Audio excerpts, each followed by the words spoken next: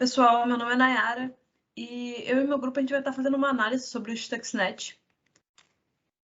Esses aqui são os tópicos abordados na nossa apresentação, né? E fazendo uma breve introdução sobre o assunto, quando a gente fala de usinas nucleares, a primeira ameaça que passa na nossa cabeça é o risco de ocorrer uma grande explosão, né? Causando caos. Entretanto, à medida com que a tecnologia foi avançando, com o surgimento da internet, as maiores ameaças elas se tornaram silenciosas e anônimas. E hoje em dia basta uma pequena brecha num sistema para que prejuízos enormes sejam causados, como vazamento de dados, né? E uma dessas ameaças foi o Stuxnet, né? Que é um worm em que se replica rapidamente em diferentes partes do sistema e se espalha para outros dispositivos. Esse worm ele se espalhou através de uma falha no sistema SCADA, né, na primeira vez, que é um sistema utilizado por muitas indústrias, principalmente as nucleares. A primeira usina nuclear, né, atacada foi a usina de Bushehr, no Irã, e o que começou a ser um ataque aos sistemas industriais passou a infectar em larga escala tanto computadores pessoais quanto os corporativos. Sendo assim, o Stuxnet passou a ser um marco no mundo da cibersegurança, abrindo uma nova era onde os governos e as empresas começarão a investir mais em segurança cibernética e guerras no mundo digital serão cada vez mais comuns. O Stuxnet ficou conhecido como o pioneiro de uma nova era de malwares, por ele se utilizar de brechas desconhecidas pelo sistema, chamadas de Zero Day, sem a necessidade de se comunicar com o atacante uma vez instalado no seu alvo de destino. Ele foi desenvolvido especificamente para alguns modelos de PLC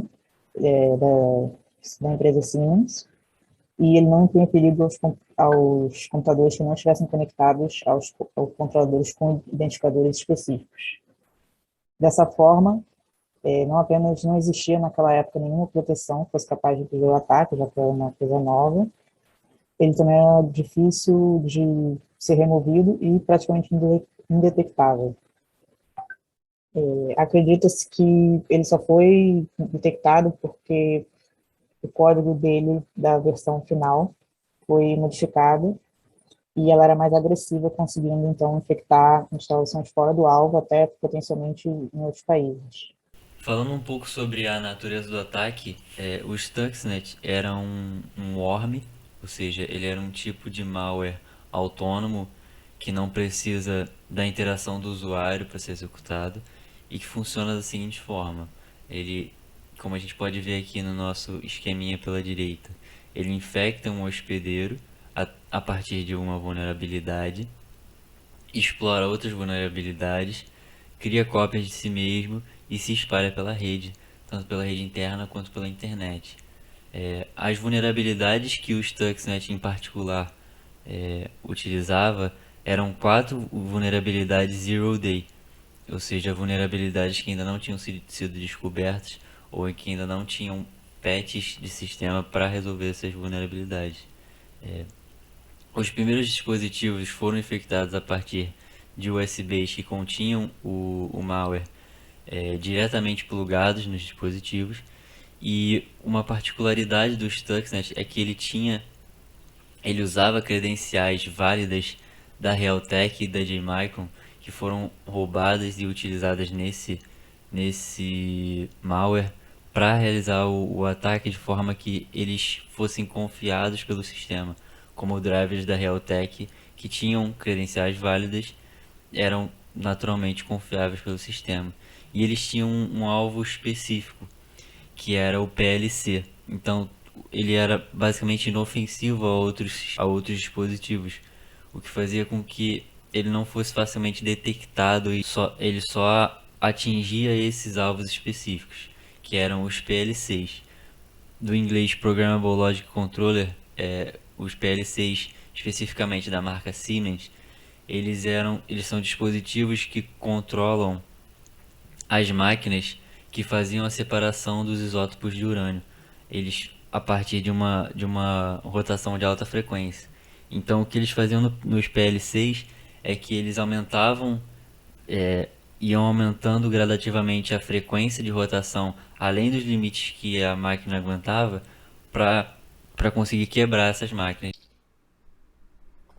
Bom, agora a gente vai falar sobre as formas de mitigação, né, para tentar reduzir, depois que o sistema foi atacado, para tentar reduzir o impacto. E aí existem duas formas de mitigação, né? As preventivas e as reativas. A preventiva é para tentar evitar, né, preventivamente evitar que o sistema seja atacado. E aí, dentre as possibilidades, a gente pode fazer as políticas de restrições de software, a rotação das chaves credenciais, né, principalmente trocar os usuários e senhas padrões do sistema, a detecção de intrusão nos hosts do sistema e a aplicação de firewalls. Entre as medidas reativas, elas são sob demanda, né, depende de cada ataque posteriormente, né. A gente pode utilizar as ferramentas para identificar o alvo do ataque pelos logs do sistema, fazer o isolamento do host das redes comprometidas, né, depois do ataque, para evitar, né, que piore a situação do sistema como um todo e da rede. E como última forma, né, o desligamento automático do processo comprometido, também para evitar a piora do ataque. Quando a gente fala de segurança de redes, a gente tem dois mecanismos clássicos. A gente tem os firewalls, que servem como proteção para os computadores e sistemas. A gente consegue definir algumas regras do que pode ser comunicado e de que forma, quais processos podem usar quais portas.